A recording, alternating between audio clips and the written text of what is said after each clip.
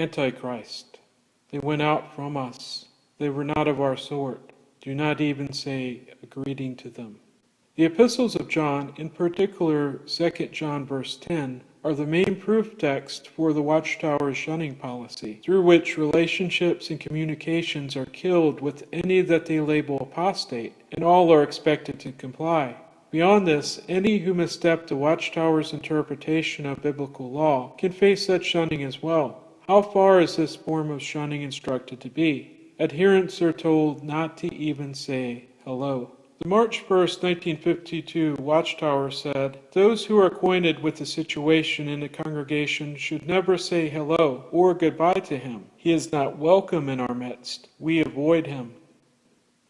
He should go back to the wicked group that he once came from and die with that wicked group, with Satan's organization." However, is this interpretation what was intended by the writer of 2 John? Was he really writing a universal law for all Christians at all times? Is it God's law to shun those who disagree with us on doctrine, or do not follow our way of life to the T? To find the answers, we must understand the epistles of John in the historical context.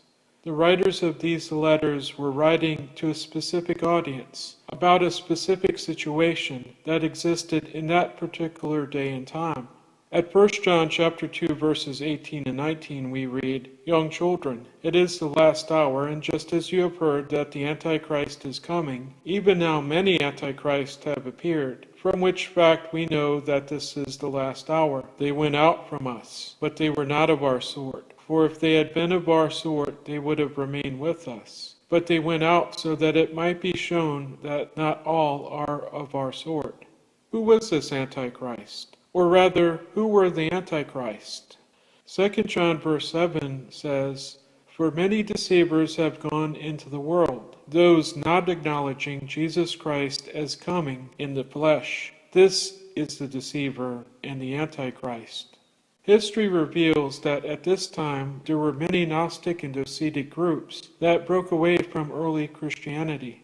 Since they viewed material creation as evil and the product of a lesser, evil God, they taught that the Christ could never have had a physical body, but rather that he was a purely spiritual being that only appeared to be flesh.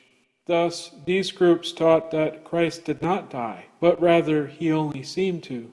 This was a direct contradiction to the essentials that Christianity was founded upon. What advice did the writer of 2 John give to counter-Gnostic teachers? In verses 10 and 11 we read, "If anyone comes to you and does not bring this teaching, do not receive him into your homes, or say a greeting to him. For the one who says a greeting to him is a sharer in his wicked works." If taken at face value without appreciating the historical context, this might seem harsh, even unchristian. However, if we examine a contemporary Christian document, we can come to a better understanding of what is being said. The Didache was composed around the same period as the epistles of John. In that period, where there was a loose network of congregations, which mostly met in people's homes, it was common for itinerant teachers to travel from town to town, congregation to congregation. They lived without possessions or money. They would lodge in a person's home during the time of their stay, teach, and then move on.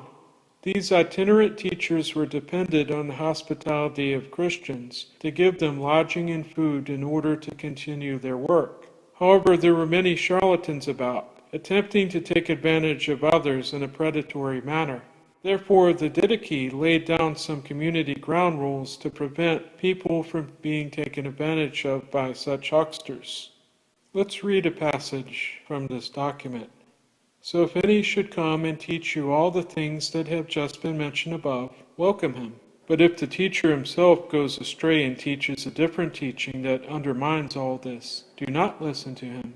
However, if his teaching contributes to righteousness and knowledge of the Lord, welcome him as you would the Lord. Now concerning the apostles and prophets, deal with them as follows, in accordance with the rule of the gospel. Let every apostle who comes to you be welcomed as if he were the Lord. But he is not to stay for more than 1 day, unless there is need, in which case he may stay another. But if he stays 3 days, he is a false prophet. But when the apostle leaves, he is to take nothing except bread until he finds his next night's lodging. But if he asks for money, he is a false prophet.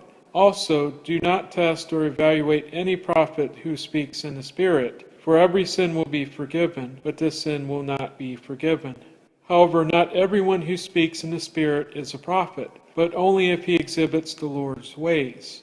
By his conduct, therefore, will the false prophet and the prophet be recognized. Furthermore, any prophet who orders a meal in the Spirit should not partake of it. If he does, he is a false prophet.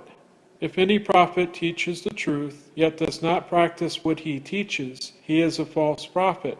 But any prophet proven to be genuine, who does something with a view to portraying in a worldly manner the symbolic meaning of the church, provided that he does not teach you to do all that he himself does, is not to be judged by you, for his judgment is with God. Besides, the ancient prophets also acted in a similar manner.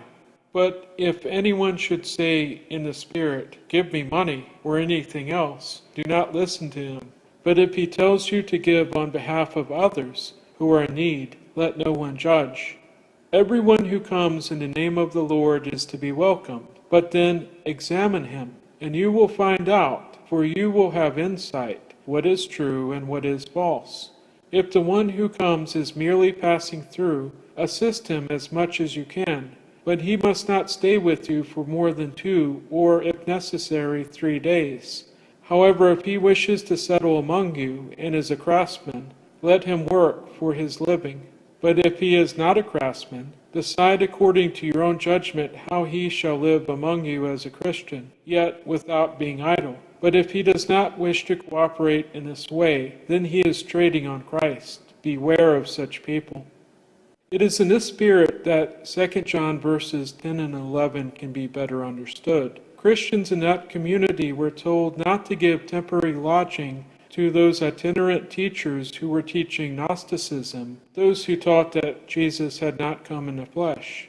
They were not to say a greeting to them in a manner of welcoming them as Christian teachers, giving them hospitality and honors that were offered to itinerant missionaries.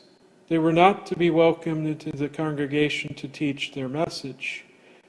If a congregation did welcome and receive such a teacher, giving them food, lodging, and support as such, it is in this context that they would be sharers in his wicked works. Here in the 21st century, the historical landscape that 2 John was written in no longer exists.